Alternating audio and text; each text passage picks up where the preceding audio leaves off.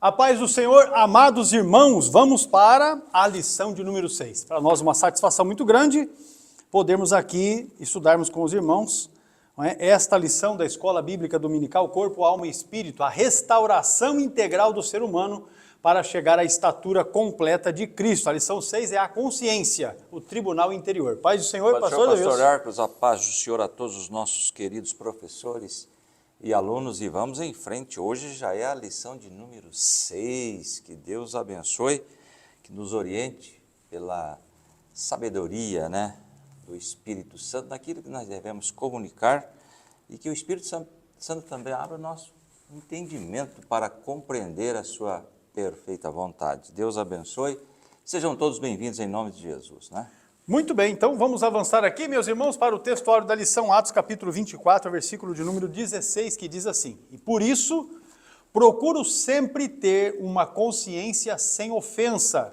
tanto para com Deus como para com os homens. Esta é a leitura do texto áureo. Agora, a verdade prática diz que, diante da crescente degradação do padrão moral do mundo, o cristão deve apegar-se cada vez mais à sã doutrina para ter sempre uma boa consciência. Está aí a verdade prática da nossa lição de hoje. Já a leitura bíblica, meus irmãos, está em Romanos capítulo 2, versículos 12 ao 16. Eu acho que seria interessante a leitura do capítulo 2, porque a epístola de Paulo aos Romanos é, dentre as epístolas que ele escreveu, a mais teológica, A mais teológica delas é exatamente a epístola de Paulo aos Romanos. E acho que lendo o capítulo 2, na medida do possível, em versões diferentes da Bíblia, porque isso também vai agregar, vai lançar luz, sobre o entendimento dos irmãos a respeito da proposta desta lição.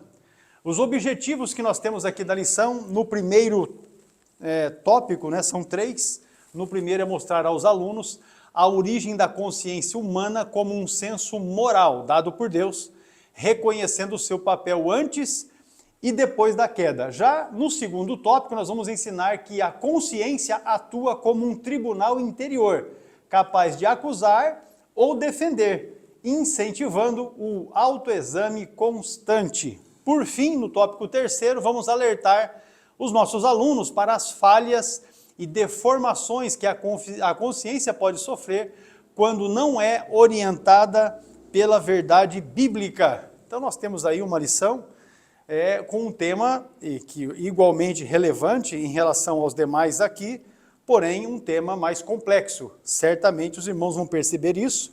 Na leitura do conteúdo da revista, da lição, vocês já vão ter esse entendimento, essa compreensão, que o tema é um tema mais abrangente, A CPAD sugere os hinos 126, 388 e 519 para o devocional aqui da nossa lição de hoje. Então nós vamos aqui, meus irmãos, para a palavra-chave, Consciência. Pastor Adovilson já com a definição inicial da palavra-chave. Pastor, essa palavra vai se repetir muitas vezes ao longo desta aula, então é bom que o professor ele esclareça bem a definição desta palavra. É muito importante que isto ocorra. Consciência. A raiz grega da palavra consciência é sainaidesis. Olha aí, que significa conhecer com ou saber juntamente com. A palavra em português, no entanto, tem origem no latim conscientia, que é derivada do verbo conscire, composto pelo prefixo com, que significa com e junto, E o verbo essire, saber. Agora, veja bem, segundo o dicionário Roais, consciência é a capacidade humana de reconhecer a realidade, tanto a externa quanto a interior. É o conjunto de valores morais que guiam o julgamento de atos. Em outras palavras, é a percepção que nos permite discernir o certo do errado e o nosso próprio ser. Dizer que o homem é consciente significa ter percepção, ou que ele tem percepção, raciocínio e compreensão sobre si mesmo e também o ambiente. Implica ter autoconsciência, ou seja, capacidade de reconhecer os próprios pensamentos, sentimentos e ações, além de entender a realidade ao redor e planejar o futuro. Na Bíblia, o homem consciente é aquele que possui uma consciência moral, um senso inato do que é certo e errado, implantado por Deus. Essa consciência pode tanto acusá-lo quando ele erra, ou pode também defender quando ele está correto, não é mesmo? Então ela pode acusar e defender a questão da consciência, nós vamos ver o texto. Tranquilizar sua alma quando age corretamente. Então tem esses aspectos. Uma consciência limpa e saudável, segundo os ensinamentos bíblicos, é mantida pela fé, obediência a Deus e arrependimento genuíno dos pecados, enquanto o pecado pode cauterizar ou tornar a consciência insensível e distorcida. Resumindo, em suma, a consciência é a faculdade que julga a moralidade da conduta humana. Ela pode acusar ou defender uma pessoa, servindo como um senso interno do certo e do errado. Então veja bem que é extensa a definição, não é? Esse assunto aí, ele é muito profundo, viu, pastor Arthur? Isso. Essa pesquisa, irmãos, nesses materiais aqui da CPAD, nós fizemos porque entendemos a completude desse tema e a necessidade dos irmãos, então, terem acesso ao material que esclareça o assunto, tá joia? Porque, óbvio, nós não temos nem condições de exigir muita coisa, porque na lição da escola dominical, que são ali 4, 5 páginas de texto, não tem como você esgotar um assunto dessa dimensão que é, e também da relevância, a importância que é. Então nós vamos fazer aqui para os irmãos o material, deixar isso bem organizadinho, para facilitar. Então o material de apoio, você consegue acessar, porque nós não estamos mais enviando os slides e o material comentado através de lista de transmissão, porque a política de distribuição de informação do WhatsApp mudou, não é? Mudou, e a gente tem tido, inclusive, bloqueio do número, não é? De números aqui de trabalho da nossa secretaria por causa da distribuição, de lista de transmissão, enfim. Então, para resolver o problema, todo o material ele é gratuito, mas acessado através da nossa plataforma de cursos online do CETADB. Então, vai aparecer aqui agora para ti o endereço eletrônico para você acessar a plataforma. Depois que você tiver acessado, você consegue instalar o aplicativo no seu celular ou você acessa sem dificuldade no seu computador. É online.cetadb.com.br. Você vai acessar a plataforma. Se você ainda não é aluno na plataforma, porque nós temos irmãos que fazem cursos do CETADB através de núcleos nas igrejas, e aí necessariamente não acessa a plataforma porque a aula é presencial lá na igreja. Mas quem faz o curso online, individualmente, aí faz na plataforma, já tem o perfil. E quem tem perfil na plataforma do CETADB, automaticamente tem um acesso gratuito para o material da escola dominical. Mas se você não tem, você vai acessar o endereço que está aqui, online.cetadb.com.br, e na parte inferior vai aparecer lá o botão entrar. Você clica em entrar, como você não tem a conta, você clica em criar conta. E aí você vai fornecer os seus dados ali que são solicitados, nome, telefone, data de nascimento, enfim. Selecionou os dados ali, informou e confirmou para criar a sua conta. Quando você criar a sua conta, automaticamente já vai estar liberado gratuitamente o acesso ao material que nós fazemos da escola dominical. O que é esse material? Porque esses dias o camarada mandou uma mensagem para mim querendo a lição. A gente não tem lição da escola dominical para fornecer, a gente não tem, não é? Nós não temos nem a revista e muito menos PDF, nós não temos isso. O que nós temos é os slides que a gente faz com base no conteúdo da lição e também esse material de apoio, comentário, que aqui está na minha mão, esse que eu tenho falado aqui para os irmãos, esse material. Você faz download deste material aqui em PDF e dos slides em 2 formatos, tanto em PDF quanto em PowerPoint. Fica disponível ali para você fazer download gratuitamente. Então, crie o seu perfil na nossa plataforma. Se você tiver dificuldade, mande uma mensagem para mim. O meu telefone de contato de WhatsApp é esse que está aqui, 43 999 60 8886. Mande uma mensagem dizendo que você quer ter acesso ao material da EBD. Aí eu vou te mandar um vídeo que explica como você cria o perfil na nossa plataforma e o link para você acessar e está resolvido. Você vai conseguir acessar esse material, fazer download, e depois que você fizer download, você pode compartilhar com quem você quiser. Né? Esse material não é cobrado, ele é gratuito, tá joia? Me refiro ao material de apoio às aulas da Escola Bíblica Dominical, tá joia? Esse material aqui, os slides e os comentários a respeito de cada uma das lições. Totalmente grátis, tá joia?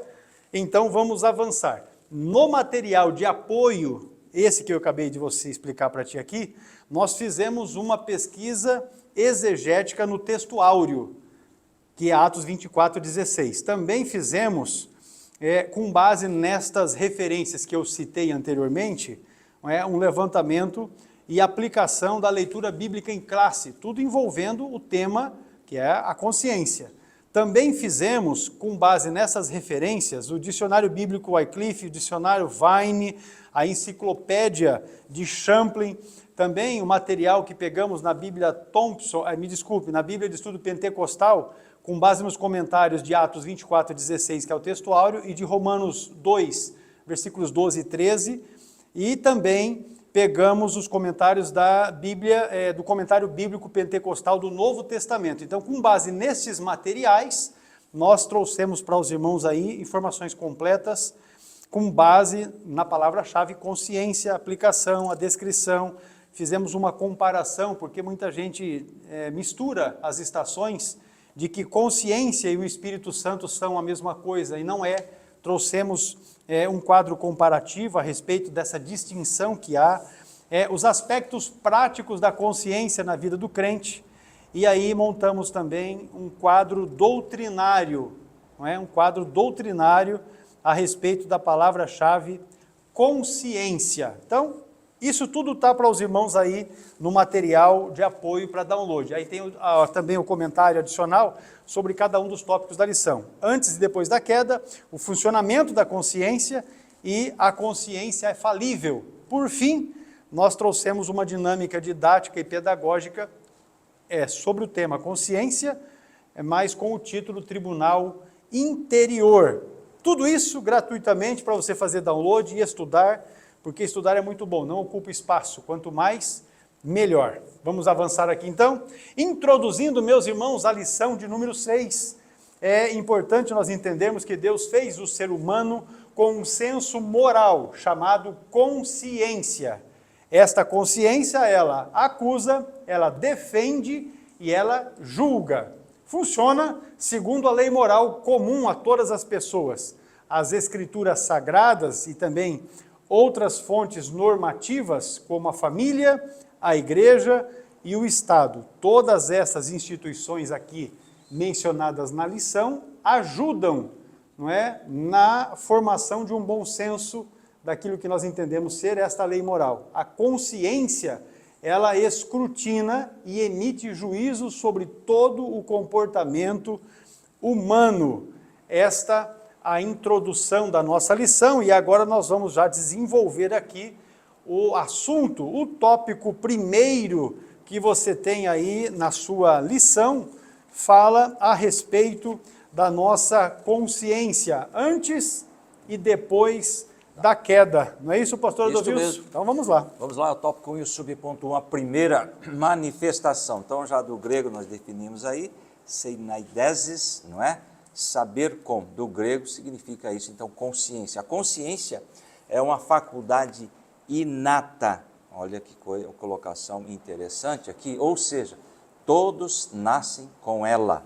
Uma criancinha, ela já tem consciência, que ela está fazendo alguma coisa meio que não deve, alguém já já sabe, né? Ela tem uma consciência, uma percepção, que ela, então já é uma colocação impressionante que já temos aqui, não é? É como um sensor instalado na alma. Tem aí uma colocação entre parênteses, alguns teólogos consideram que seja no espírito, não há consenso sobre isto. Portanto, temos aí esta observação também importante, ok?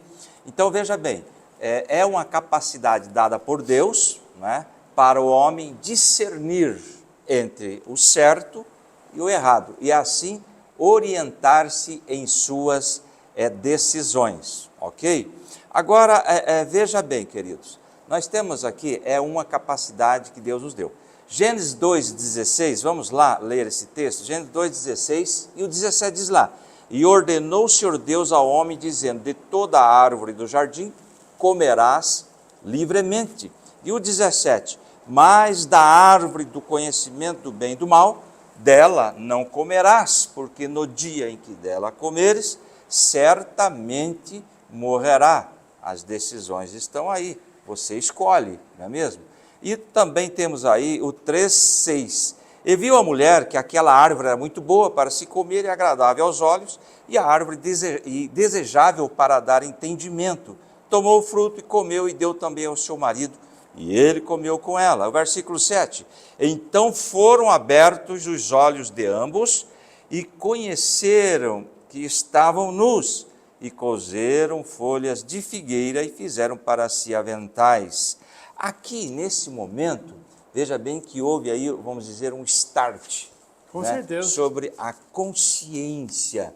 Até então, estavam em paz, estavam no paraíso, não tinha nada, estava tudo tranquilo. Mas a partir deste momento aí, não é? Houve a primeira manifestação da consciência na experiência humana, tá? Eu trouxe aqui até um resumo do Gênesis 3, 6 a 10, os versículos aqui abordam o despertar da consciência humana. Não está aí na lição, mas eu trouxe aqui o despertar da consciência humana ao mostrar a mudança de estado de Adão e Eva após o ato da desobediência. Eles passam a se sentir nus e envergonhados. Percebem que estão nus, o que causa medo e o desejo de se esconderem de Deus. Esta passagem descreve a consciência imediata do pecado, a consciência de culpa e a separação de Deus. Veja bem que interessante que é esse texto aí que marca aí o início, né, dessa chamada consciência devido, claro, ao erro, ao pecado. Deus estabeleceu uma lei específica, a proibição de comer do fruto da árvore da ciência, do bem e do mal, com o anúncio da penalidade. No dia que dela comerdes, certamente vocês vão morrer. E agora, até que surge uma pergunta, como que era a consciência de Adão e Eva antes da queda, não é? Um adendo que eu quero fazer, antes de desobedecer a Deus, em Gênesis 2,17, Adão e Eva não tinham conhecimento do pecado, viviam em comunhão perfeita com o Criador e não sentiam vergonha. A culpa e a acusação surgem como uma consequência direta do pecado que entra no mundo após a desobediência. E trouxe aqui, antes da queda, a consciência de Adão era marcada pela inocência e santidade, livre do pecado e do conhecimento do bem e do mal. Ele vivia em comunhão íntima com Deus, possuindo uma consciência moral reta e uma capacidade de amar e obedecer a Deus sem questionamentos. Ou seja, que maravilha era, não é? A questão da consciência antes do pecado. E aqui nós vemos, aqui eu já comentei, o despertar da consciência neste momento aí, Gênesis 3, 6 a 10, tá certo? O homem transgrediu e experimentou o funcionamento acusativo da consciência. Trouxe culpa, trouxe vergonha e trouxe medo. Que situação, né? E eu escrevi aqui, a consciência de Adão e Eva é ativada após o pecado, manifestando-se como um sentimento de vergonha e culpa que os leva a se esconderem de Deus e a se tornarem conscientes da sua nudez e separação. Eles passam a ter um conhecimento do bem e do mal, mas é um conhecimento imperfeito e parcial, que não os protege das consequências de suas escolhas. Só pelo fato dessa primeira parte aqui, nós vamos perceber a profundidade que é este assunto. Pois bem, meus irmãos, deixa eu dizer aqui, nós enquanto estamos gravando, a aula está tendo um temporal aí fora, né? Oscila Está difícil, né? Aí está dando oscilação de energia e, na verdade, nós não vamos ter tempo para voltarmos em um outro momento para podermos gravar esta aula especificamente, por causa de compromissos de agenda. Então, nós vamos fazer o possível para deixar um melhor para os irmãos, sem corte de informações que são imprescindíveis aqui, tá certo? Para finalizar esse tópico primeiro, a consciência pura foi um reflexo da imagem moral de Deus no homem. Após a queda, a consciência tornou-se acusadora e conflituosa, necessitando de uma purificação espiritual. Somente em Cristo o ser humano reencontra o equilíbrio da consciência, agora iluminada pelo Espírito Santo. É o que nós queremos falar aqui a respeito desse tópico, mas no material de apoio tem bastante coisa aí, informações, não é, que os irmãos podem lançar mão para esse tópico primeiro. Vamos lá então?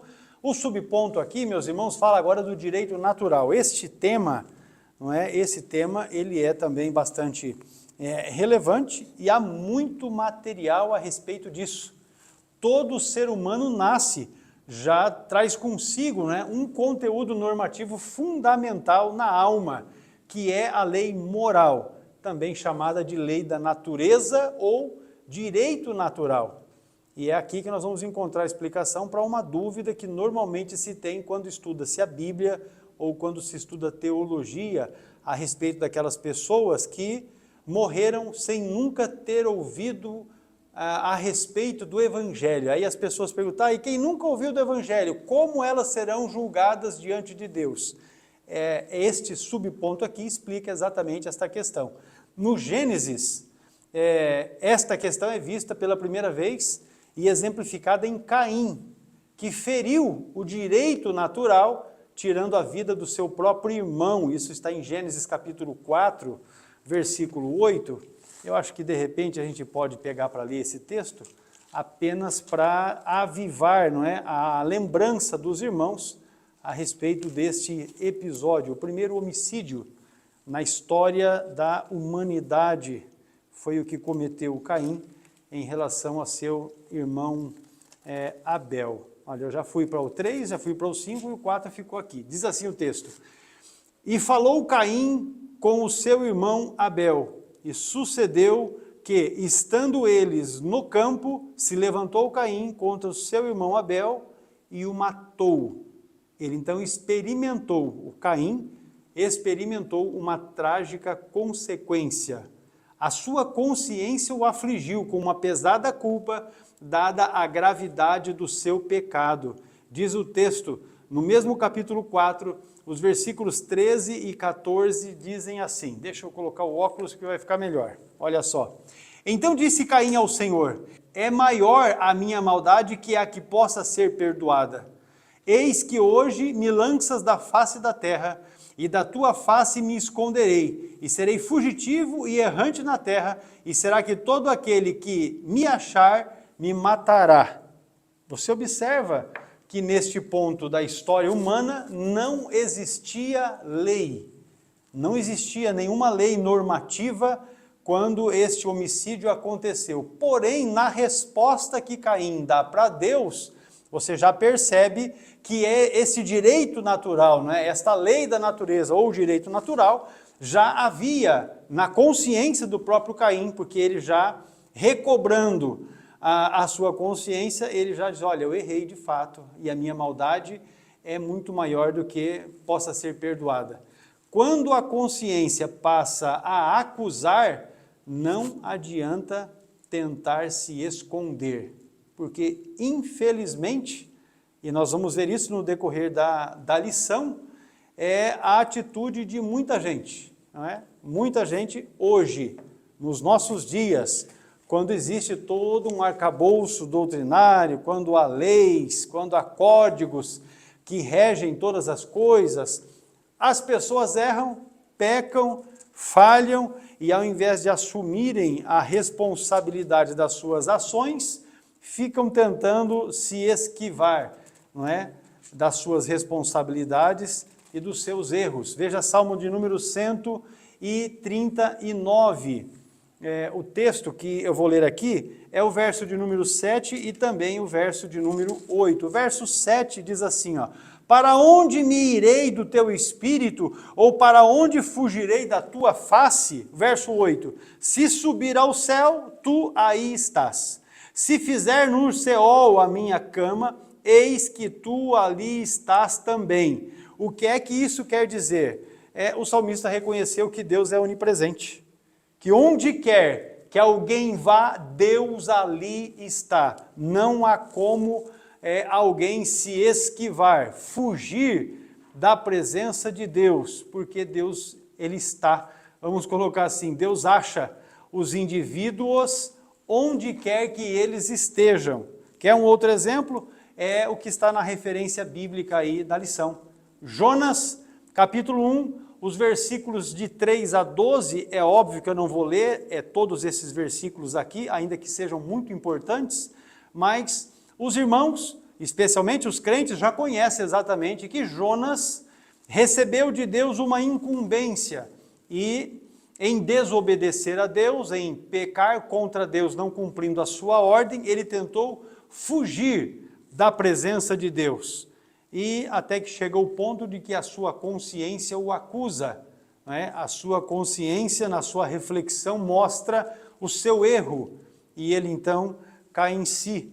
Essa é a história, resumidamente aqui, de Jonas, e que você pode tomar conhecimento, relembrando a respeito do tema, lendo os versículos do capítulo 1, versículos de 3 a 12. Então este é o exemplo clássico de que, quando a consciência nos acusa, não tem para onde esconder. O melhor é reconhecer o erro, reconhecer o pecado e buscar então a correção, a reparação, a restauração, o perdão e seguir a vida, porque é assim que as coisas funcionam para com Deus. Agora, eu quero aqui, meus irmãos, falando a respeito desse direito natural, você observa que mesmo antes de Deus ter entregue a lei para Moisés, o homem já possuía o senso moral dado por Deus. E o exemplo do assassinato de Abel, que violou esse princípio da vida, ele é tanto universal, quanto também ele é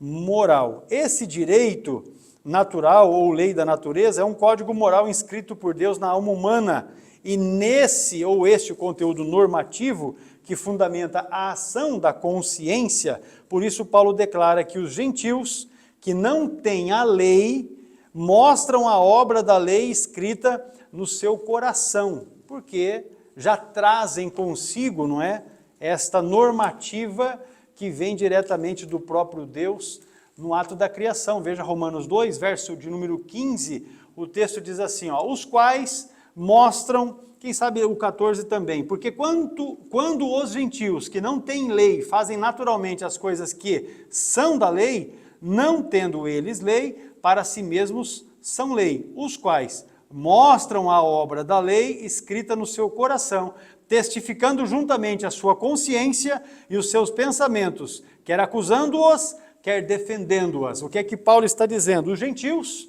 aqueles que não tinham conhecimento do movimento que Deus fez com os judeus, eles não tinham a lei, a Torá, eles não tinham, porém já demonstravam nas suas ações ter uma consciência daquilo que era pecado diante de Deus. É isso que Paulo está resumindo aqui nestes versículos de Romanos capítulo 2, que inclusive faz parte da leitura bíblica em classe. Então, esse é um aspecto que nós não temos como negar. A consciência atua como uma voz condenatória. A mesma que em Adão gerou vergonha, em Caim produz remorso e desespero. Remorso porque não houve nele um arrependimento, né? Foi só o sentimento de entender que de fato errou, mas sem arrependimento. Falando a respeito do remorso, mas enquanto o remorso apenas condena, o arrependimento busca restauração. Onde é que nós vemos isso? Vamos ler aqui para os irmãos, segunda epístola de Paulo aos Coríntios, o capítulo de número 7, 2 Coríntios 7, o versículo de número 10, traz para nós um panorama a respeito desta verdade que nós temos aqui na nossa lição. Olha só, 7 e 10. O texto bíblico diz exatamente assim, porque a tristeza, segundo Deus, opera arrependimento para a salvação, da qual ninguém se arrepende, mas a tristeza do mundo opera a morte. É isso aí que nós vemos quando há remorso e quando há arrependimento de fato. Para encerrar esse ponto, o direito natural mostra que todo ser humano é moralmente responsável diante de Deus, mesmo sem a revelação escrita, ou seja, sem ter a Bíblia, sem ter a palavra de Deus ou sem ter ouvido a respeito da pregação, da salvação que há em Jesus Cristo. Toda pessoa é moralmente responsável e inexcusável, diante de Deus, mesmo sem a revelação escrita. Por isso a consciência é a testemunha de Deus no coração do homem. Rejeitá-la é silenciar a voz de advertência do Espírito Santo. Pastor Adolvilson, vamos prosseguir aqui na lição. O subponto 3 fala da escrita no coração. Muito bem, em Romanos 2, 12 ao 16, Paulo faz referência à lei mosaica dada a Israel e à lei moral, né? O direito natural comum a todos os homens, inclusive os gentios. O pastor acaba de falar, se não tem a lei escrita, mas a pessoa já nasce com esta lei moral, não é? Já todos têm a consciência, nós falamos isso no início, tanto cristãos, não cristãos, tem um ser humano, já é dotado de consciência, que é um tribunal interior que ou o condena ou o absolve, né? Comum a todos os homens, inclusive os gentios, os quais mostram a obra da lei escrita no seu coração, né? Nós vamos ler daqui a pouquinho esse texto. Em princípio, é com base nesta lei geral que a consciência atua, quer acusando-os, quer defendendo-os. Então, o texto que aparece, Romanos 2 e 12, a seguir, veja bem, porque todos os que sem lei pecaram, sem lei também perecerão. Todos os que sob a lei pecaram, pela lei serão julgados. Versículo 13, porque os que ouvem a lei não são justos diante de Deus, mas os que praticam a lei hão de ser justificados. 14, porque quando os gentios que não têm lei fazem naturalmente as coisas que são da lei, não tendo eles lei, para si mesmos são lei. 15, os quais mostram a obra da lei escrita em seus corações, testificando, juntamente com a sua consciência e os seus pensamentos, quer acusando-os ou quer defendendo-os. E o versículo 16, no dia em que Deus há de julgar os segredos dos homens, por Jesus Cristo, segundo o meu evangelho. Agora, qual é o contexto desse Romanos capítulo 2, do verso 12 ao 16? Agora vai ficar mais claro.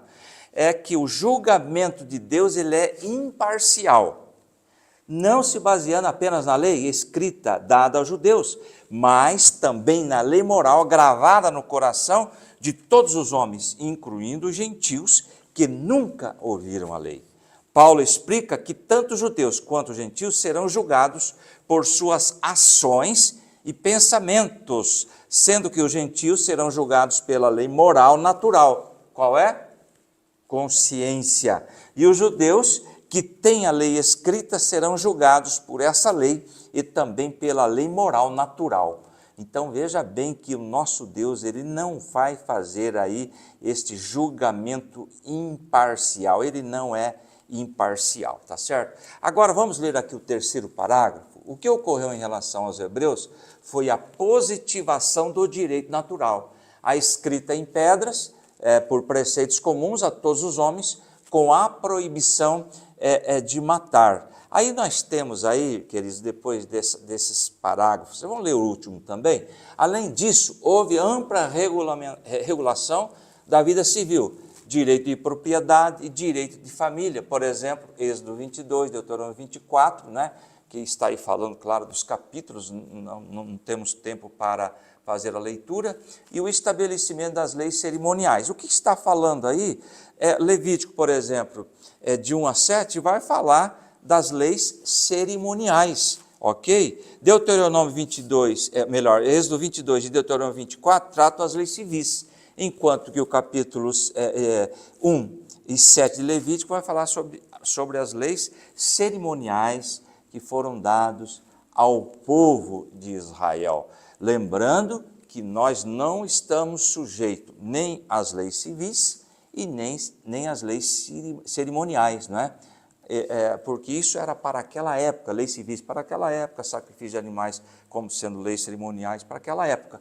Mas a lei moral está estabelecida e esta perdurará até que Cristo venha buscar a sua igreja. Portanto, queridos, mas o foco aqui o que era? O judeu recebeu a lei escrita em pedras e já o gentil não, escrita no coração através da sua consciência. Ele sabe, é determinado o que é certo e o que é errado. É interessante que as pessoas, quando você observa um assassino, um ladrão, ele sabe, Com ele certeza. tem consciência que está burlando a lei, que está contrariando a lei. Isso aí chama-se consciência. Muito bem, olha só, meus irmãos, nós trouxemos aqui uma síntese teológica desse tópico sobre o aspecto da natureza da consciência, a relação com Deus, a função moral, a lei moral e a restauração, tanto antes quanto depois da queda, porque fica fácil dos irmãos entenderem esses aspectos e como as coisas estavam antes da queda, antes do pecado de Adão e Eva, não é? E o que ficou depois de Adão e Eva. E aí a gente consegue dar uma aplicação melhor para isso. A consciência foi dada por Deus como um senso moral, inato, mas sofreu distorções após a queda. Em Adão, a consciência pura tornou-se acusadora, em Caim, culpada. Em Cristo, pode ser purificada e iluminada pelo Espírito Santo. Pastor Adolvilson ainda vai fazer uma complementação a respeito desse assunto, e aí nós vamos concluir esse tópico primeiro. A escrita ainda no coração, veja bem, antes da codificação do direito natural pela lei mosaica, lei escrita, lembra que foi escrita em pedras, outras sociedades antigas tinham seus regramentos. É interessante, pastor, que mesmo antes da lei já existiam leis. Isso implica o que a sociedade deve ter leis para funcionar, deve ter normas, deve ter regras. Tem que ser regulamentado. Tem que ser, é isso mesmo. Sociedades antigas tinham seus regramentos, ou regulamentos, ou normas, ou leis, né? Os principais eram os códigos mesopotâmicos, de Ur-Nammu, 2070 a.C., esse Lip-Isktar aí, e o 1850 a.C., e o Hammurabi, que é muito conhecido, 1792, 1750 a.C. O mais conhecido deles aí é o código de Hammurabi. E eu trouxe aqui uma colocação: a codificação do direito natural pela lei mosaica significa a sistematização e escrita do conjunto de leis baseada no direito natural, que se manifestava na antiguidade como princípio divino e universais. Isso transformou conceitos abstratos, como justiça, vida e liberdade, em normas concretas e obrigatórias para a sociedade da época, formando um corpo legal escrito como a lei mosaica. Deus é tremendo. Aliás, para se tornar uma nação, olha, Deus escolhe a nação de Israel, através de Israel ele ia manifestar o seu poder, enfim. Mas para se tornar uma nação, precisava de leis, precisava de normas para serem obedecidas, tá certo? Agora, veja bem, ainda depois desse segundo parágrafo, eu trouxe aqui o Código de Hammurabi, é um dos mais antigos conjuntos de leis escritas da história, criado pelo rei Hammurabi, da Babilônia, por volta de 1750, na Mesopotâmia. Ele estabelecia um sistema de leis para toda a sociedade babilônica, baseado na lei de Talião, olho por olho, dente por dente, e punições severas com o objetivo de unificar o império e diminuir os crimes através de retaliações proporcionais, ou seja, matou, morre. Então era normatizado, olho por olho, dente por dente. Eram leis. E o que me veio agora à lembrança, pastor, também, o pastor falou de pessoas que não conhecem a lei escrita, enfim, me veio à mente, por exemplo, uma tribo indígena lá no meio do Amazonas, que nunca tiveram contato com o homem branco, nunca tiveram contato com as leis que nós temos aí para nortear, delimitar a nossa vida, mas lá eles têm um código também. Sabe o que é isto? É a consciência natural implantada também nesses homens. Veja bem como o ser humano já nasce com isso, ele já nasce com esta consciência. É interessante fazermos esta colocação também. Agora veja bem, o que há de bom nas imperfeitas leis humanas é inspirado na lei moral escrita no coração de todos os povos, porque muitas vezes as leis também, elas não são aquelas leis corretas que trazem aí uma paz generalizada. Tem algumas situações aí que são imperfeitas, né?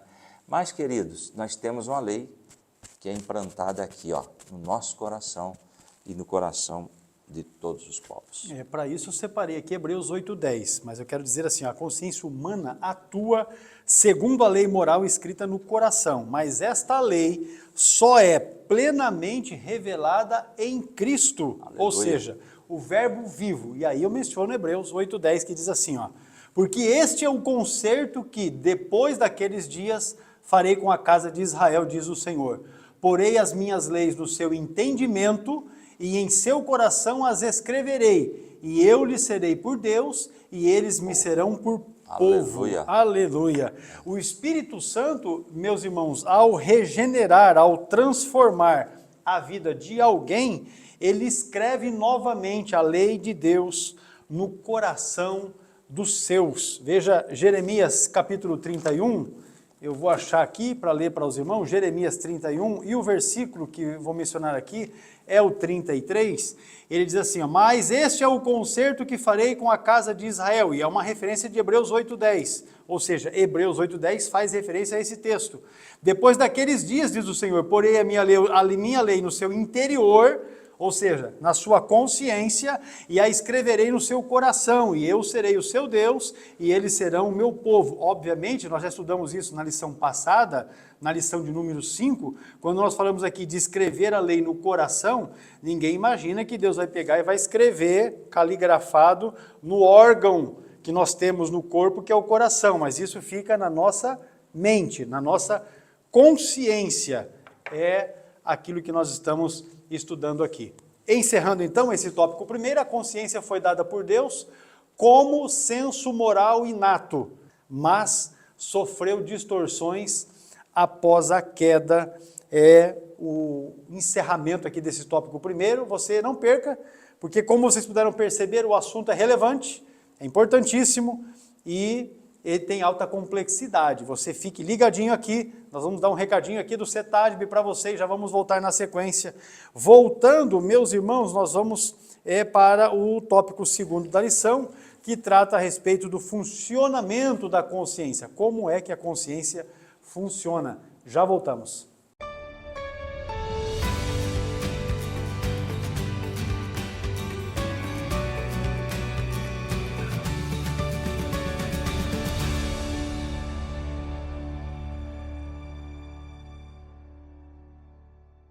Acabei de receber uma notificação de infração, multa porque não obedeceu à lei. E assim, meus irmãos, é você que também não estuda a palavra de Deus. Você acaba errando, pecando por não conhecer a palavra. Então, o que você está esperando para vir se matricular, para ser aluno do CETADB e com isso conhecer a palavra de Deus e viver uma vida debaixo da bênção do Senhor? Vem conosco para juntos aprendermos a palavra de Deus. Agora, a respeito da multa, quem fez a infração vai pagar o preço.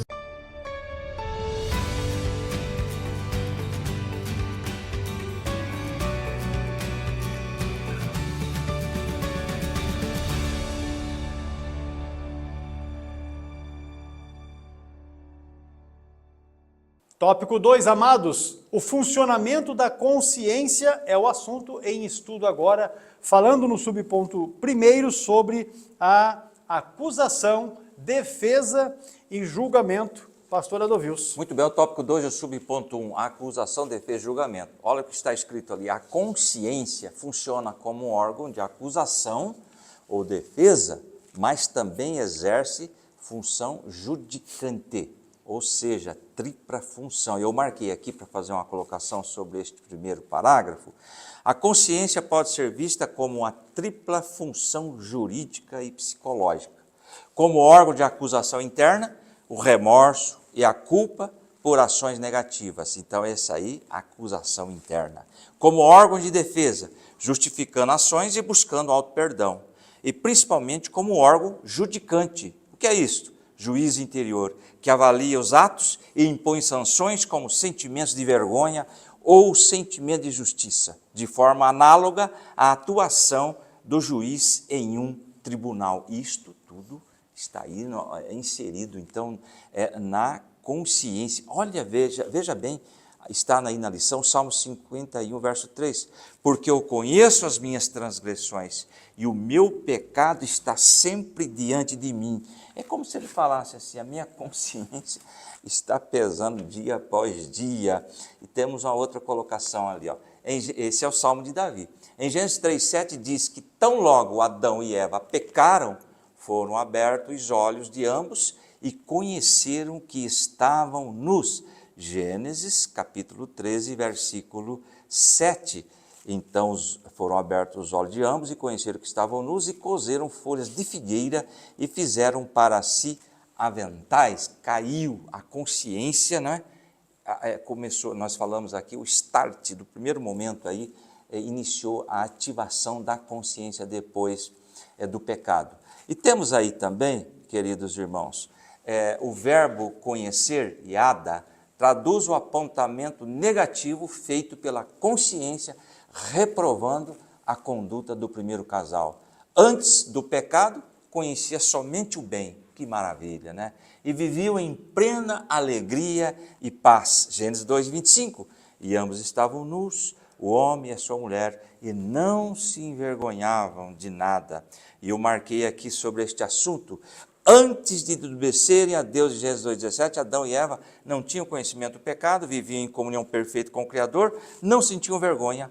A culpa e a acusação surgem como consequência direta do pecado que entra no mundo após a desobediência. Então, antes da queda, a consciência de Adão e Eva era inocente, era santa. Aí veio e realmente trouxe um prejuízo muito grande. Ao pecarem, a consciência ecoou na alma como uma voz secreta e incômoda. Temos aí a colocação, né? Os textos, Gênesis 3:7. Então foram abertos os olhos de ambos e conheceram que estavam nus e coseram folhas de figueira e fizeram para si aventais. 8. E ouviram a voz do Senhor que passeava no jardim pela viração do dia. Esconderam-se Adão e sua mulher da presença do Senhor, Deus, entre as árvores do jardim. E o 9. E chamou o Senhor Deus a Adão e disse-lhe, onde estás? E o 10. E ele disse, ouvi a tua voz soar no jardim e temi, porque estava nu e escondi-me. Por que que ele teve medo? Por que que ele se escondeu? Consciência.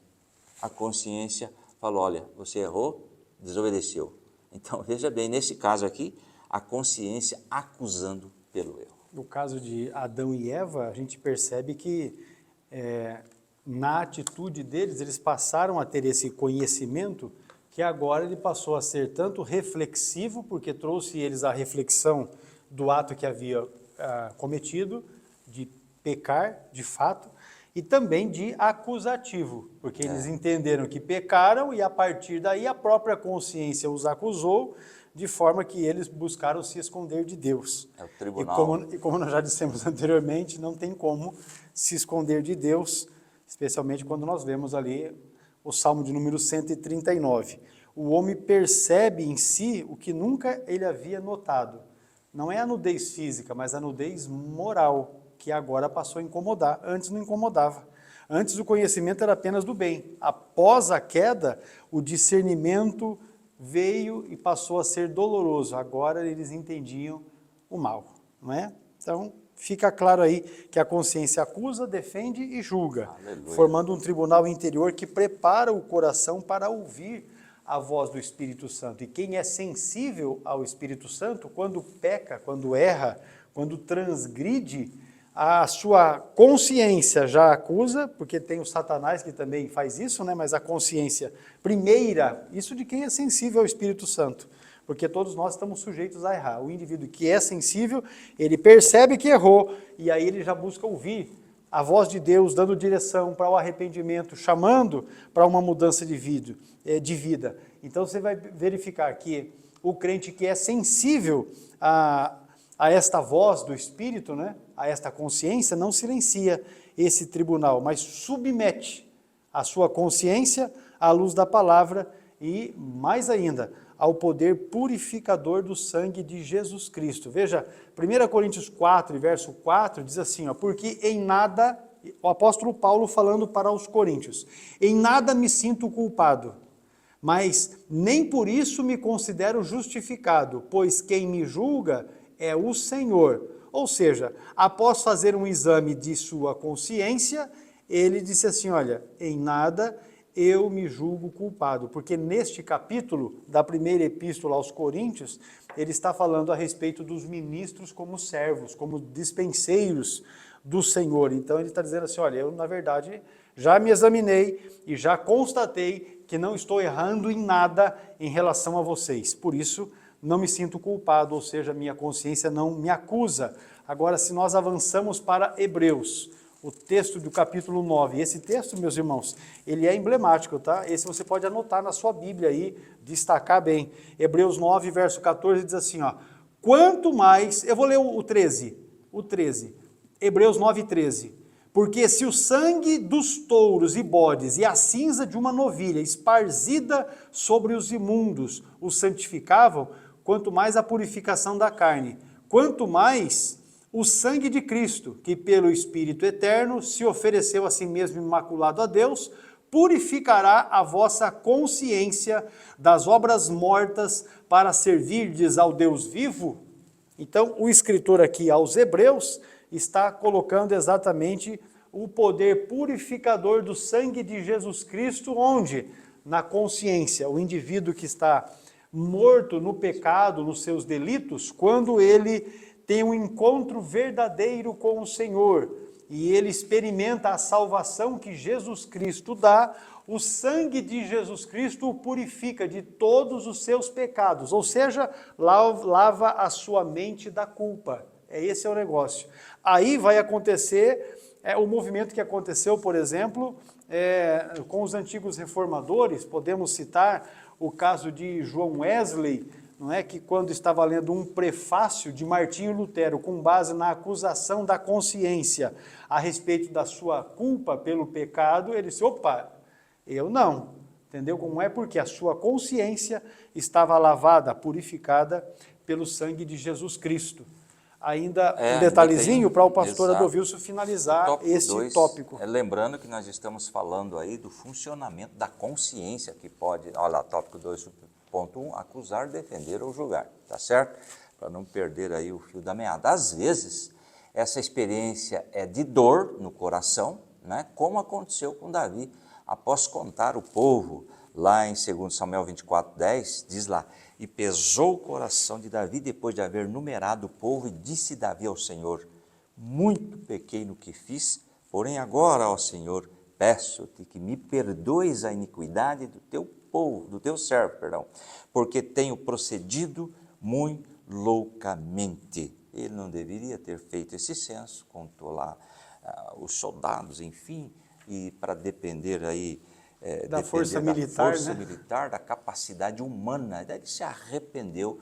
Então está aí essa questão aí da experiência da dor no coração e a consciência lhe acusou, não é? Uma consciência pesada produz males. Olha aí que coisa interessante. Produz males ao espírito, à alma e ao corpo, ou seja, toda a tricotomia sofre com a consciência pesada, né? E nós vamos observar aqui agora, no Salmo 31, 9, diz lá, olha só, tem misericórdia de mim, ó Senhor, porque estou angustiado, consumido estão de tristezas os meus olhos, a minha alma e o meu ventre. Esse aqui é o Salmo de Davi. Quando ele escreveu este Salmo, ele estava sendo perseguido pelo próprio filho Absalão, que queria usurpar-lhe o trono. Então veja a aflição dele. Olha o versículo 10. Porque a minha vida está gasta de tristeza e os meus anos de suspiro, a minha força descai por causa da minha iniquidade e os meus ossos se consomem. Nós temos aqui então todo o ser humano na sua completude plenitude de corpo, alma e espírito, sofrendo devido a essa consciência pesada. Temos também um outro texto do Salmo 32, do 1 ao 5, que diz lá: bem-aventurado aquele cuja transgressão é perdoada e cujo pecado é coberto. Salmo 32, 2. Bem-aventurado o homem a quem o Senhor não imputa maldade e em cujo espírito não há engano. Verso 3. Quando eu guardei silêncio, envelheceram os meus ossos pelo meu bramido em todo o dia. Olha o versículo 4. Porque de dia e de noite a tua mão pesava sobre mim. Olha a consciência pesada, trouxe aí consequências negativas. A tua mão pesava sobre mim, versículo 4, e o meu humor se tornou em sequidão de estio. Agora olha o versículo 5 do Salmo 32, confessei-te o meu pecado, e a minha maldade não encobri. Dizia eu, confessarei ao Senhor as minhas transgressões, e tu perdoaste a maldade do meu pecado. É como se fosse assim um alívio, né? A consciência pesando até que ele se voltou para Deus, pediu misericórdia e, claro, Deus o atendeu. Temos também um texto aí do Salmo 38, não é? Do versículo 1 ao 8, os irmãos podem fazer uso. Nós vamos ler aqui, Salmo 38, 1. O Senhor, ó Senhor, não me repreendas na tua ira e nem me castigues no teu furor. Verso 2, porque as suas flechas se cravaram em mim e a tua mão sobre mim desceu.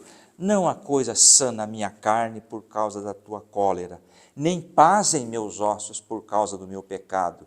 4, pois já as minhas iniquidades ultrapassam a minha cabeça, como carga pesada, olha aí, uma consciência pesada, são demais para as minhas forças. Verso 5, as minhas chagas cheiram mal e estão corruptas por causa da minha loucura. Versículo 6, estou encurvado, estou muito abatido, ando lamentando todo dia. Verso 7, porque as minhas ilhargas estão cheias de ardor, não há coisa sã na minha carne.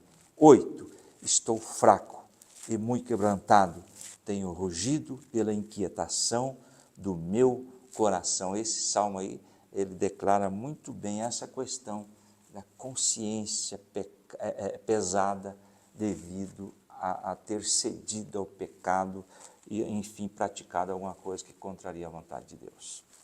Muito bem, vamos avançar aqui para o subponto 2, vãs justificativas. A expressão que nós temos em Gênesis 3, versículo 7, diz, foram abertos os olhos. Também significa uma experimentação imediata da malícia, antes inexistente, em Adão e em Eva. Ao ouvirem a voz do Criador, se esconderam com medo. Deus dirigiu uma pergunta retórica a Adão. A pergunta está em Gênesis 3, versículo 11. Quem te mostrou que estavas nu? Comeste tu da árvore de que te ordenei que não comesses? Por que é uma pergunta retórica? Porque Deus certamente sabia a bobagem que o casal, né, Adão e Eva, haviam cometido. Não houve uma resposta direta. Impossibilitado de negar o seu pecado, Adão fez o que se tornaria comum ao ser humano. E o que foi que ele fez? Tentou se justificar, certamente buscando aplacar a sua consciência. E aí ele fez um negócio ruim. Ele fez um negócio bem ruim. Ele diz assim, ó, a mulher que me deste por companheira, ela me deu da árvore e comeu. A culpa é do e comi. Senhor. Ele jogou a culpa em Deus e na mulher, em vez de assumir a culpa, porque, vamos entender, se você ler bem pausadamente esse texto, Deus não fez um acordo com Eva. Deus falou foi com Adão, não coma da árvore. Não foi com Eva. Eva foi lá e comeu, obviamente, sobre ela também pesava a responsabilidade de não comer do fruto da árvore. Mas ao momento que ela pega e leva para Adão, Adão devia ter feito o quê? Não, eu não vou comer porque Deus falou que não era para comer. Mas ele pegou e comeu. Aí ele pegou e falou, não, a culpa foi sua, Deus, porque você me deu uma mulher, se não tivesse dado a mulher, não teria acontecido isso. Então ele fez uma dupla culpa. Em vez de assumir a responsabilidade dos seus atos, ele fez o que a gente faz hoje. Não é? Quando você é confrontado com o seu erro, com o seu pecado, uma grande parte, uma grande maioria, para não dizer que quase todos, não assume a culpa, não reconhece o erro. Eva seguiu no mesmo caminho. Quando ela percebeu, opa, Adão tirou a culpa de cima dele e jogou para mim, ela fez o quê? Jogou a culpa para a serpente. Olha só, Gênesis 3:13. E disse o Senhor Deus à mulher, por que fizeste isso? E disse a mulher, a serpente me enganou e eu comi. Você entendeu como é que é? Então, vamos aqui fazer um apanhado, né? Adão, ao ser confrontado, ele negou o pecado, ou na verdade, ele não negou o pecado, mas ele buscou uma maneira de racionalização, não é? Racionalização. A mulher que me deste. Aí ele transferiu a culpa para Deus e para Eva. Eva foi no mesmo caminho e jogou a culpa para a serpente. Então, o que você percebe aí? Desde a queda, desde o início, desde o primeiro casal, a consciência humana procura justificar o erro em vez de confessá-lo. Ou seja, a voz interior, ela é abafada por racionalizações e desculpas, mas jamais ela é silenciada. E olha, hoje nós temos essas justificativas sendo feitas da mesma forma. O indivíduo apresenta justificativas morais, apresenta justificativas culturais e alguns até teológicas. O indivíduo usa a Bíblia. Uma colocação bem prática. O camarada usa a Bíblia para poder se esquivar da culpa do erro que cometeu. Pode falar. Por que você saiu da igreja? A culpa é do pastor, é do porteiro, é da circulação. Nunca é do pecado do miserável. Então a transferência de culpa foi inserida no ser humano até hoje. Veja só como as coisas são, não é? Os homens suprimem a verdade pela injustiça. Leia Romanos capítulo 1, ali, do versículo 18 até o 27, você vai entender essa questão. A turma arruma um jeito, não é? Arruma um jeito. Agora vamos lá. A consciência não corrompe com discursos, não se corrompe com os discursos. Essa é uma verdade. Mas somente a confissão sincera e o arrependimento genuíno é que trazem alívio. O pastor Adovilso já leu aqui para nós o Salmo 32 e o versículo 5. Ele leu, na verdade, os versículos de 1 a 5, mas eu vou me referir apenas à parte do versículo 5 que diz assim, disse Davi, confessei-te o meu pecado, e para resumir, e tu perdoaste. Confessei e Deus perdoou, não é? Olha só Provérbios 28:13, o que encobre as suas transgressões nunca prosperará, mas o que as confessa e deixa alcançará misericórdia. Então, esconder não vai prosperar, mas aquele que confessa, não é só confessar, né? Tem que deixar, aí alcança misericórdia. Tiago 5:16, ele diz assim, ó, confessai as vossas culpas uns aos outros. Ou seja, o homem tenta silenciar esse tribunal interior com subterfúgios. Aleluia! Mas a consciência como testemunha divina permanece viva até o juízo. Então vamos lá. A voz da consciência, ela é incômoda, mas ela é graciosa. Por que ela é graciosa? Porque é Deus chamando o homem ao arrependimento. A tentativa de justificar o pecado consiste, na verdade, num auto-engano espiritual. O indivíduo que fica tentando justificar ao invés de assumir o pecado e abandonar, ele, na verdade, fica tentando se enganar. Não é isso? Somente um quebrantamento e a confissão restauram a paz interior e reativam a comunhão do indivíduo com o nosso Deus. Um exemplo bem prático disso nós temos em Davi, que quando confrontado com o seu pecado, ele se quebrantou. Diferentemente, por exemplo, de Saul, que quando Samuel o confronta com o seu pecado, ele não mostra arrependimento, pelo contrário, ainda pede para Samuel sair com ele diante do povo, para que o povo tivesse um entendimento de que Deus ainda estava com ele, quando na verdade Deus não estava mais. Tanto é que, passado o tempo, Deus mesmo repreende Samuel e diz, olha, até quando? Até quando você vai acompanhar o Saul, haja eu já o haver rejeitado? Então, é um aspecto que a gente deve cuidar. Mas você lendo aí o Salmo 51, eu vou fazer referência aqui a 3 versículos, a partir do 10 diz assim, ó, cria em mim, ó Deus, um coração puro e renova em mim um espírito reto. Não me lances fora da tua presença e não retires de mim o teu Espírito Santo. Torna a dar-me a alegria da tua salvação e sustém-me com um espírito voluntário, você percebe? Quebrantamento. O desejo de fato, ser perdoado por Deus, porque ele julgava que a comunhão com Deus era estritamente necessária. É isso aí. Nós temos, meus irmãos, no material de apoio, alguns comentários adicionais que você deve ler, porque vão trazer aí luz a respeito desse tema para ti. Agora nós vamos falar sobre o debate no tribunal. Lembrando que é o tópico 2, aí o título é o funcionamento da consciência, para não perder aí o fio da meada. Foco. Né? Então veja bem, a consciência está lá. A consciência é como um tribunal que julga condutas aprovando-as ou reprovando-as. Tribunal interior. E atua com relação ao presente, como Atos 23 e 1, e pondo Paulo os olhos no conselho, disse: homens e irmãos, até o dia de hoje, presente, né, tenho andado diante de Deus com toda boa consciência. Não tinha peso na consciência. Ele atua também no passado, 1 Coríntios 4:4, porque em nada me sinto culpado do que foi feito, né, vamos dizer assim, mas nem por isso me considero justificado, pois quem me julga é o Senhor. Então a consciência, ela trabalha aí com relação ao passado, não é? É o presente, passado e agora o futuro. 24:6, né? 1 Samuel 24:6, e disse aos seus homens: o Senhor me guarde de que eu faça tal coisa ao meu Senhor, ao ungido do Senhor, estendendo eu a minha mão contra ele, pois é ungido do Senhor.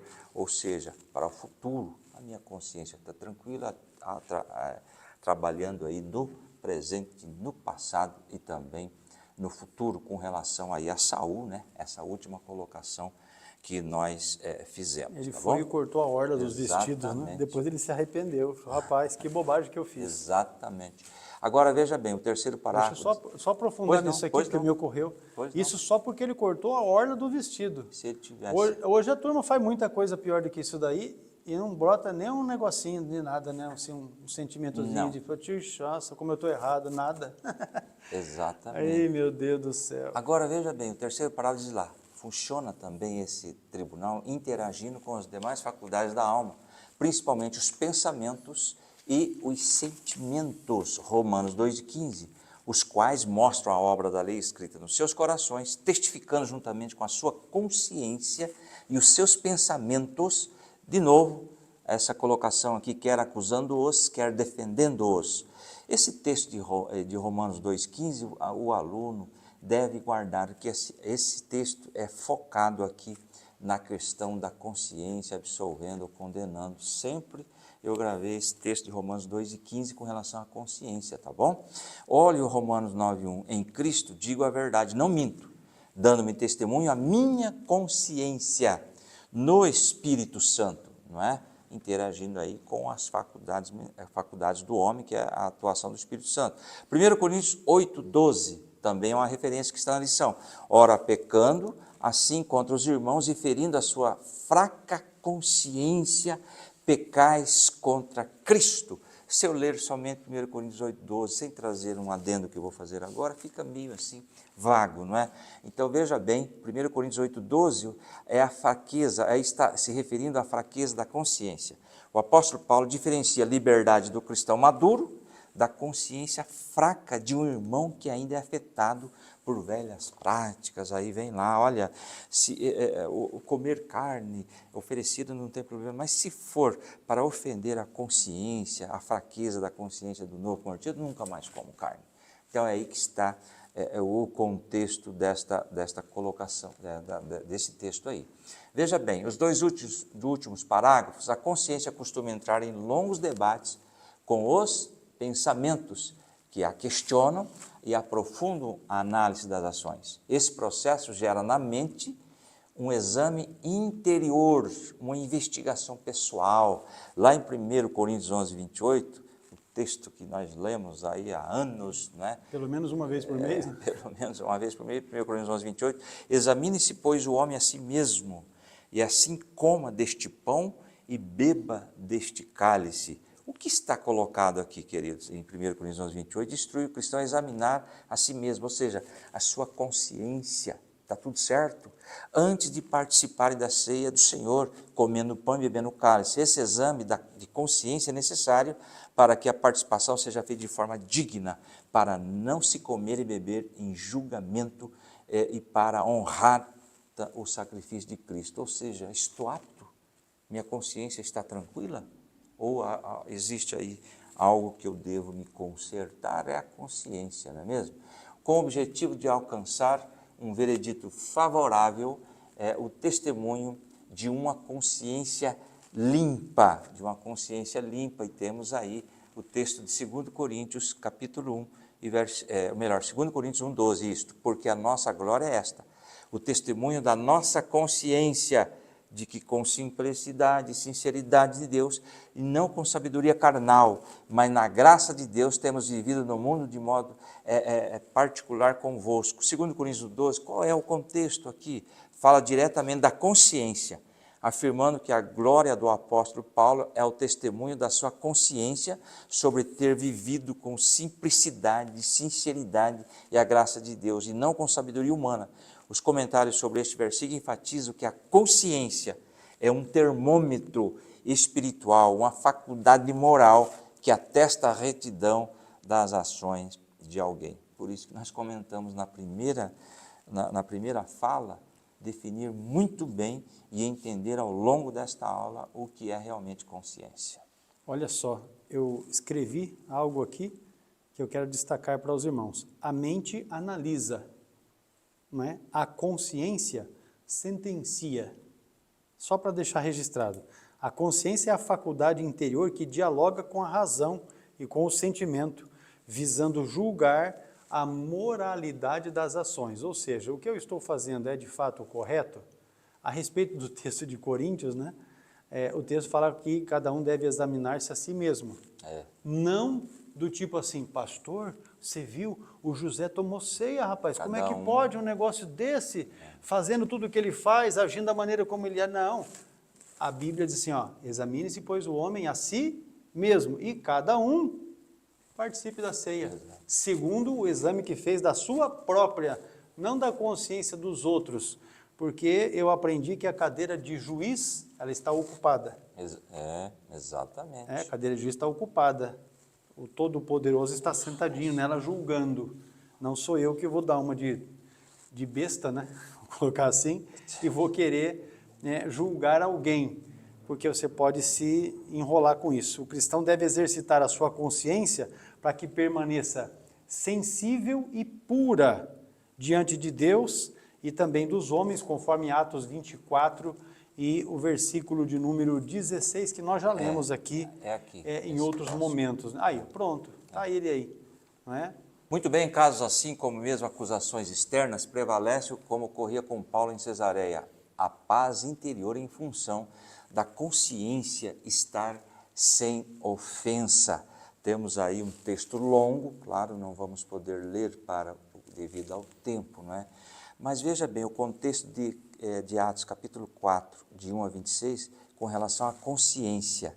É o embate entre a fé e a autoridade, onde a consciência, guiada pelo Espírito Santo, determina a obediência a Deus acima da obediência aos homens. Os apóstolos, Pedro e João, agiram movidos por uma consciência profunda, tocada pelo encontro com Jesus e cheia do Espírito, resultando em coragem para pregar a ressurreição de Jesus, mesmo diante da ameaça das autoridades. Ou seja, vocês parem de pregar, parem de anunciar, mas eles, com a consciência tranquila, contrariando essas ordens, pregavam acerca de Jesus. Ainda em Atos do 24, 1 ao 16, o apóstolo Paulo demonstra, de 1 a 16, demonstra ter uma consciência tranquila, mesmo diante de ameaças e acusações. Ele afirma que se esforça para manter a consciência limpa perante Deus e os homens, e a sua defesa em Atos 24 mostra que ele está convicto de sua inocência e fé. Mas as autoridades estão proibindo, não é para pregar, não é para anunciar isto. Não, tivemos um encontro com Jesus e nós vamos sim anunciar Jesus. E anunciando Jesus, mesmo diante dessas ameaças, minha consciência está tranquila. Muito bem. Há descanso para a alma, não é? O crente vive em constante exame de si mesmo, não por uma culpa obsessiva, do tipo assim, não estou fazendo um autoexame para buscar em mim as culpas dos erros que porventura eu tenha cometido, mas fazendo esse autoexame está buscando exatamente uma santificação progressiva, não é? Cada dia melhorando, sempre melhorando Aleluia. no Senhor, mesmo sobre críticas externas. Quem tem a consciência limpa vive em paz. É o Glória texto a de Deus. Atos 24:16. O Espírito Santo ele atua nesse tribunal, não como um acusador destrutivo, mas como advogado e santificador, porque o próprio Espírito testifica com o nosso espírito que somos filhos de Deus e como filhos desfrutamos desta paz. A consciência atua como um tribunal interior que acusa, que defende e que julga as nossas atitudes diante de Deus e também diante dos homens. Com isso finalizamos aqui o tópico 2º, vamos para o último intervalo e retornamos rapidinho. Se você ainda não se inscreveu no nosso canal no YouTube, CETADB, faça isso, aproveite esse intervalo agora, se inscreva no canal, ative as notificações, porque toda semana nós estamos disponibilizando ali os conteúdos, né, tanto da Escola Dominical como também aulas que são gratuitas para os irmãos estarem acessando, não é? E estarem aprendendo a respeito da palavra de Deus conosco no CETADB. E também, se você está nos acompanhando aqui através do YouTube, não se esqueça de criar o seu perfil de acesso à nossa plataforma online para ter acesso e fazer download de todo esse material de apoio e os subsídios que aqui nós estamos disponibilizando gratuitamente, não é? Este material da IBD gratuitamente para todos, indistintamente. Já voltamos.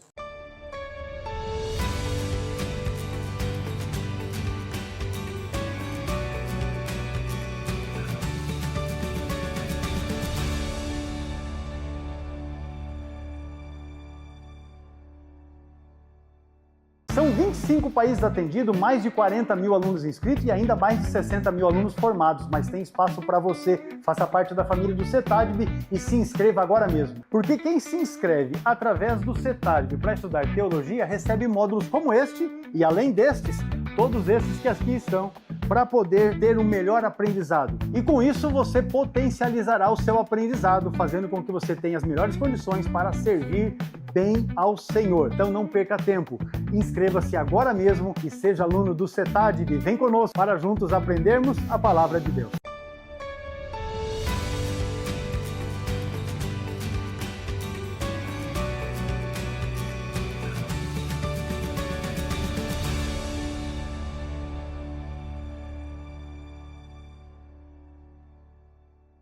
Tópico 3, a consciência é falível, ou seja, ela vai falhar, não é? Ela pode falhar. Esse é o assunto que está agora em apresentação. Pastor Adovilson, vamos lá. O tópico 3, subponto 1. O pastor falou aqui, será que a consciência falha ou é infalível? Ela falha, nós vamos ver. A Bíblia menciona consciências defeituosas, ou seja, cauterizada. O que significa cauterizada? Insensível ao pecado. Lá em Efésios, não é? Ou melhor, é isso. Eu marquei aqui 1 Timóteo 4:2. Efésios eu não vou usar. 1 Timóteo 4:2 nós vamos ler. Pela hipocrisia de homens que falam mentiras, tendo cauterizada a sua própria consciência. Lembrando que todo ser humano é dotado de consciência. Porém, a consciência falha. E nós temos esse texto aí. E eu trouxe aqui o que seria uma consciência cauterizada. Tem um adendo aí já, insensível ao pecado.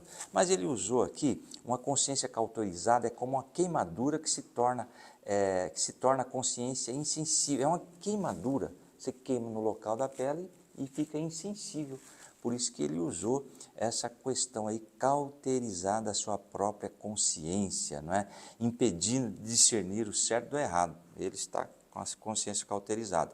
O termo descreve aqueles que, por meio de hipocrisia e mentira constante, ignoram os avisos da própria consciência até que ela se cale, perdendo a sua função de alerta moral. Isso leva a um comportamento desviante e à rejeição dos princípios divinos, porque a nossa consciência nos cobra, mas não vamos dando importância, está cauterizada e assim a pessoa entra nessa sequência de erros e pecados, não é mesmo? E também temos aí uma consciência fraca, legalista, não é? Que temos aí 1 Coríntios capítulo 8, do 7 ao 12, não vamos ler, mas eu trouxe aqui um resumo.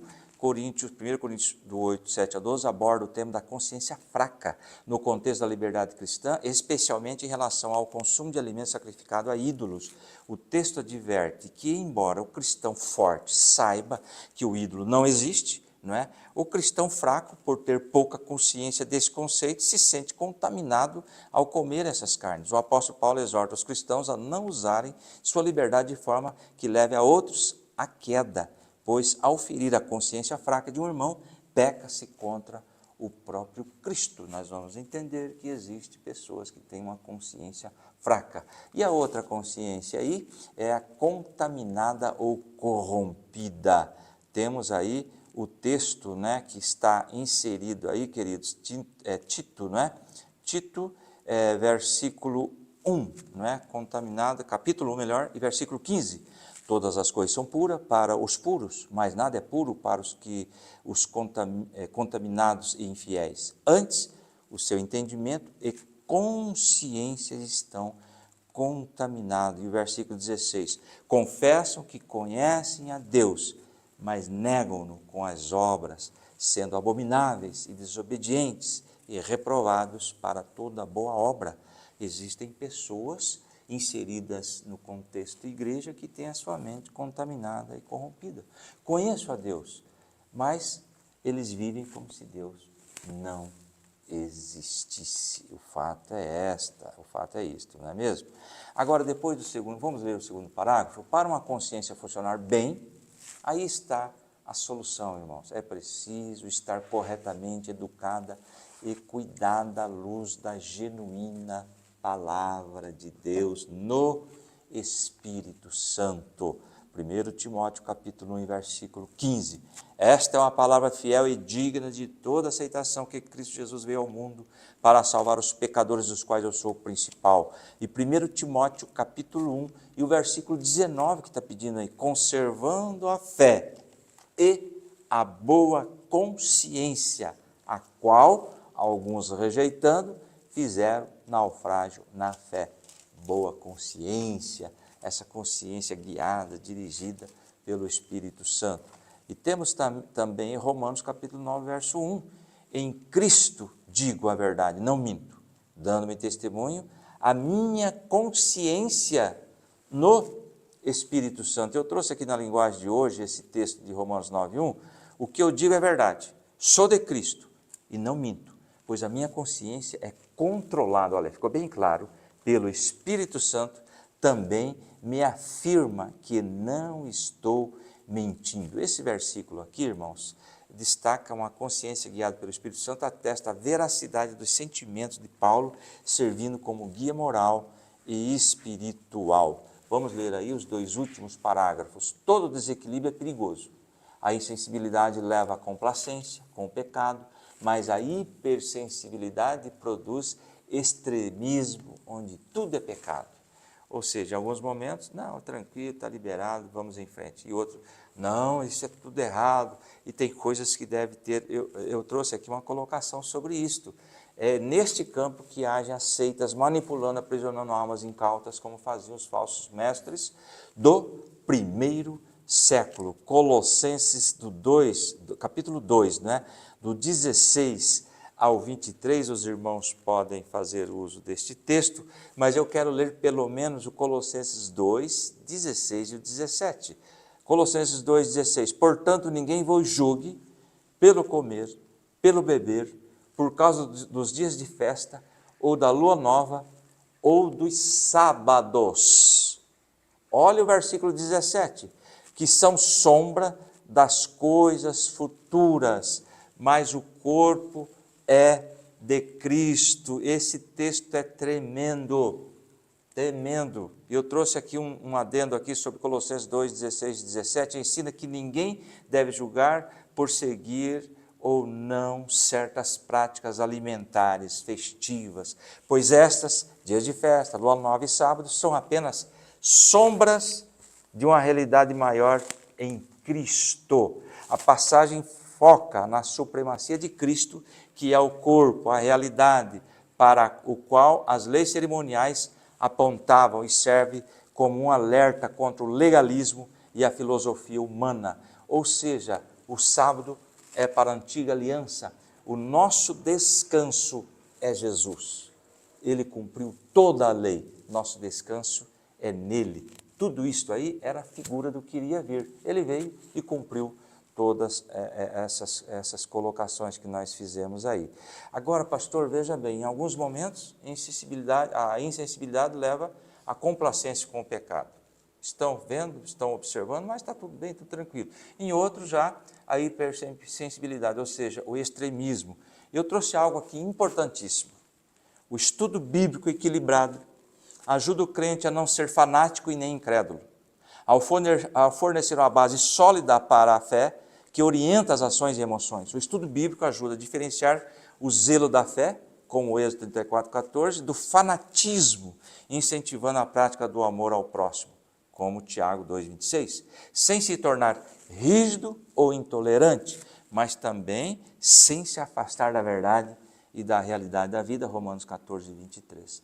Ou seja, o estudo bíblico, através da escola bíblica dominical, através dos cursos teológicos do CETAD, traz um equilíbrio à pessoa.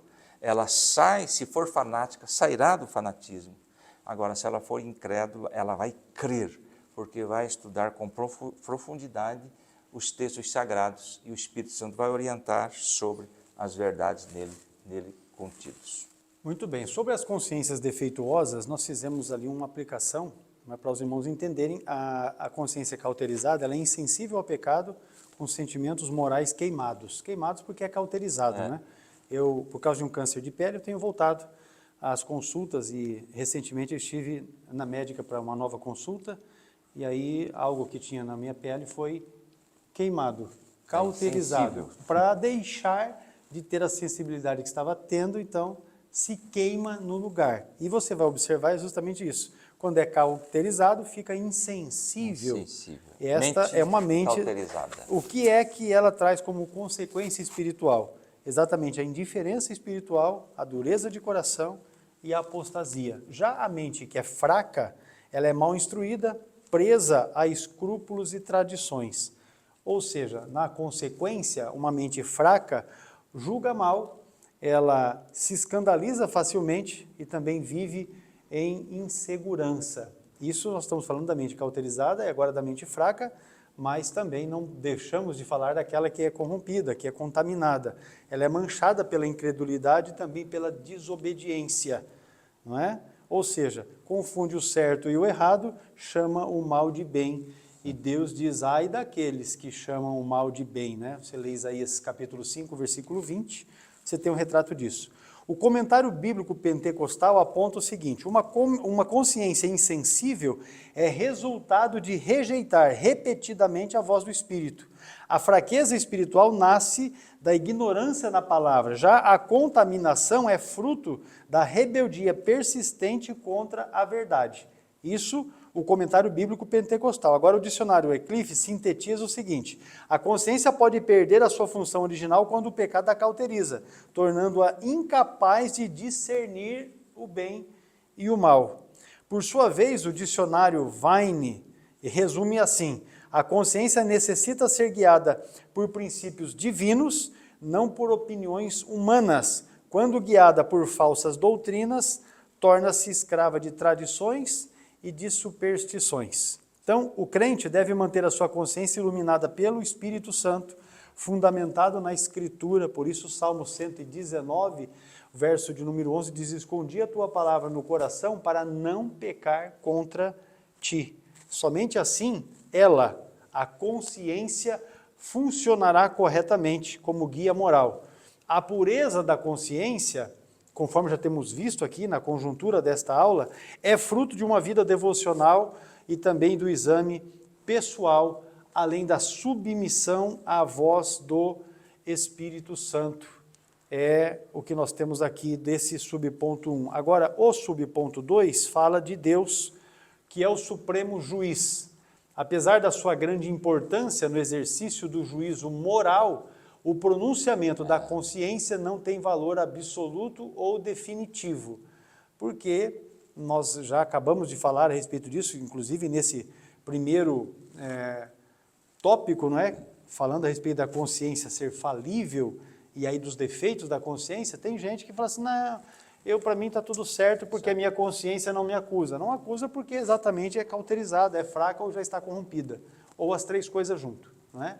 Disse Paulo na primeira epístola aos Coríntios, capítulo 4 e verso 4, nós já lemos o texto aqui, porque em nada me sinto culpado, mas nem por isso me considero justificado, pois quem me julga é o Senhor. Ou seja, Deus é o supremo juiz. É a epígrafe desse subtópico, né? Devemos sempre nos submeter humildemente a Deus, ainda que a nossa consciência não nos acuse. Ou seja, devemos repisar o pensamento, será que de fato estamos certos? Será que estamos agindo correto? Será que estamos fazendo, está de acordo com a vontade, com a palavra de Deus? Não está ofendendo, não está machucando, não está prejudicando alguém? Porque somente Ele, o supremo juiz, é que pode sondar o nosso interior e nesse sentido expor os mais profundos desígnios que estão no nosso coração, mesmo aqueles que nos sejam ocultos. Porque a gente costuma dizer assim, pisa no calo do camarada para você ver. O caba já se mostra revoltoso, quando não agressivo, não é? Então esse é um critério que nós temos aí pela palavra de Deus. Veja o Salmo de número 139, o verso 23 e 24, diz assim, ó, sonda-me, ó Deus, e conhece o meu coração, prova-me e conhece os meus pensamentos, e vê se há em mim algum caminho mau, e guia-me pelo caminho eterno. Essa era a boa intenção que nós vemos aqui no salmista. Agora veja o Salmo de número 19, o verso 12 e o verso 13 trazem uma verdade bem parecida, não é com essa que nós acabamos de ler aí. Veja, verso 12, diz assim, ó, quem pode entender os próprios erros? Expurga-me tu dos que me são ocultos. Também da soberba guarda o teu servo, para que se não assenhoreie de mim. Então, serei sincero e ficarei limpo de grande transgressão. Ou seja, Deus pode trazer para você entendimento e compreensão daquilo que está oculto, para que você apresente diante dele e humildemente se arrependa. Às vezes, nós nos consideramos corretos e aí precisamos ser confrontados para que possamos reconhecer os nossos erros, os nossos pecados, porque de fato a nossa mente ela possui limitação. Davi permaneceu insensível e rigoroso até ser repreendido por intermédio do profeta Natã. Os irmãos conhecem bem o episódio em que Natã o confronta com o seu pecado, contando aquela história da ovelhinha, até que chega e diz, olha, esse homem és tu. Aí ele caiu em si e pediu misericórdia a Deus, e o resultado é o Salmo 51. Ele pede perdão para Deus, pede para ser perdoado e restaurado. Deus restaura, mas as consequências do erro estão evidentes na história da vida de Davi, da família de Davi e do final do seu reinado, né? Pedro precisou ouvir o canto do galo, que é importante que se diga aqui que quem cantou foi o galo, não foi trombeta, coisa nenhuma, porque a turma já gosta de inventar coisa, né? A turma não se contenta com a palavra de Deus e fica inventando umas palhaçadas de vez em quando aí, e então com essa palhaçada agora por último, né? Quem cantou foi o galo, e quando o galo cantou, olha, o Pedro na sua consciência falou, opa, errei. Pecados do espírito como soberba e orgulho são os que mais se escondem. Meu irmão, as coisas estão bem evidentes, não é, diante dos nossos olhos. No material de apoio, nós trouxemos aí bastante informação a respeito desse ponto, Deus ser o supremo juiz, mas o comentário bíblico pentecostal traz esse resumo aqui, ó, a consciência é um juiz limitado. Deus é o supremo tribunal que conhece as intenções, motivações e segredos do coração humano. Já o apóstolo Paulo, ele demonstra humildade espiritual, porque mesmo tendo consciência limpa, ele reconhece que somente Deus é capaz de emitir juízo final e perfeito. essa atitude protege o crente da autossuficiência moral e da justiça própria. Aí nós trouxemos exemplos bíblicos de falha na consciência, fazendo um quadro a respeito do exemplo de Davi, de Pedro, e também daquele quadro memorável do fariseu e do publicano, né? Batia no peito e dizia eu. Enquanto isso o publicano, aquele miserável, estava clamando por misericórdia, dizendo, Senhor, Senhor, tem misericórdia de mim. Entendeu como é? Essa é a verdade bíblica que muita gente não entende, e porque não entende, erra feio. A pedagogia divina, meus irmãos, age de maneira bem direta. Você veja que no caso de Davi, confrontou o pecador Davi pela palavra. Ele reaviva a consciência pela lembrança. Quando Pedro ouviu o galo cantar, ele lembrou da palavra do Senhor. E, no caso de Saulo, em Damasco, corrige o orgulho com humilhação. Então você vai percebendo que Deus tem uma pedagogia bastante direta, bastante instrutiva, e eu quero dizer para você, a pedagogia de Deus não falha. Tem um comentário na Bíblia de Estudo Pentecostal que está relacionado ao Salmo 139, versículo 23 e 24, que diz assim, esta é uma oração justa para todo crente. Não somente devemos aborrecer o mal no mundo, mas também admitir que em nós possa haver algo que desagrade a Deus. Devemos estar prontos a pedir que Deus nos submeta a qualquer prova que venha contribuir para incrementar a sua obra santificadora em nós. Se abrigamos em nós algo pecaminoso, devemos abandoná-lo arrependidos. Aqui é uma transcrição do comentário que está na Bíblia de Estudo Pentecostal, neste texto que me referi, Salmo 39, versículo 23 e 24. A oração do salmista mostra o desejo de ter uma consciência examinada e corrigida pelo Espírito Santo de Deus, evitando assim o auto-engano, porque infelizmente tem gente que se engana. No finalzinho desse material nós trouxemos ali aspectos da mente, a falibilidade da consciência, a educação da consciência, o juízo de Deus e a restauração. São assuntos que você vai poder verificar aí fazendo o download do material de apoio. A consciência pode ser corrompida ou enganada e só funciona corretamente quando guiada pela palavra e pelo Espírito Santo. Com isso encerramos aqui o tópico 3º e o pastor Adolfilson vai fazer aqui a conclusão desta lição, a de número 6.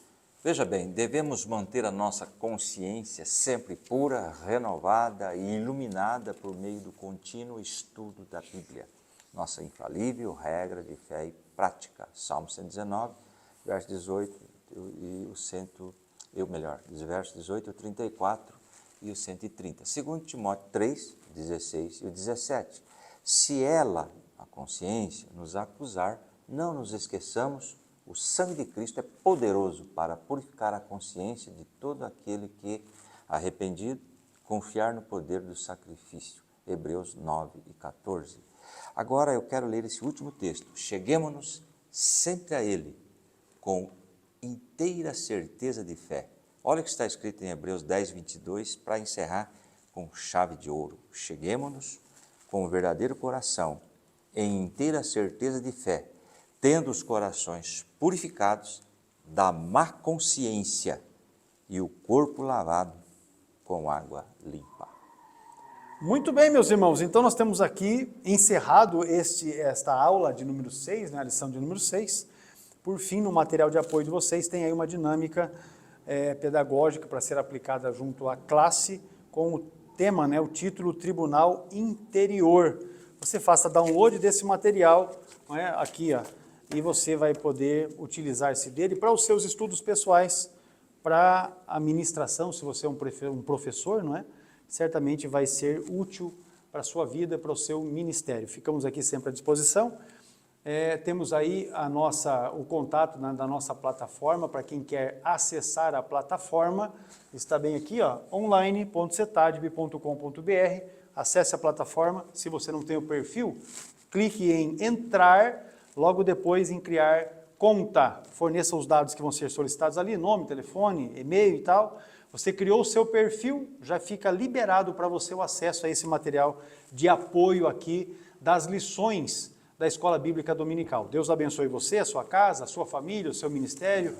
E lembrando de nós, ore porque nós precisamos de cobertura de oração. Não porque não oramos, mas porque precisamos desta ajuda de oração de todos os irmãos. E claro, se você tem uma necessidade, eu deixei registrado aí o WhatsApp, que vai ser colocado novamente aqui. Esse é o meu pessoal. Pode mandar pedidos de oração, porque nós costumamos orar aqui no CETAR de toda manhã, quando iniciamos o expediente e também no final do dia, quando encerramos o expediente. Nós temos devocional, temos momento de oração, não é? Temos um momento de leitura da palavra de Deus. Somos crentes e servimos a Deus com alegria e com interesse de coração. Aleluia. Pastor Adovilson. Muito bem, o fato é que estamos realmente crescendo na graça e no conhecimento através da Escola Bíblica Dominical. Deus abençoe a todos e até a próxima pré-aula, se Deus assim o permitir. A paz do Senhor a Paz do todos. Senhor. Deus os abençoe.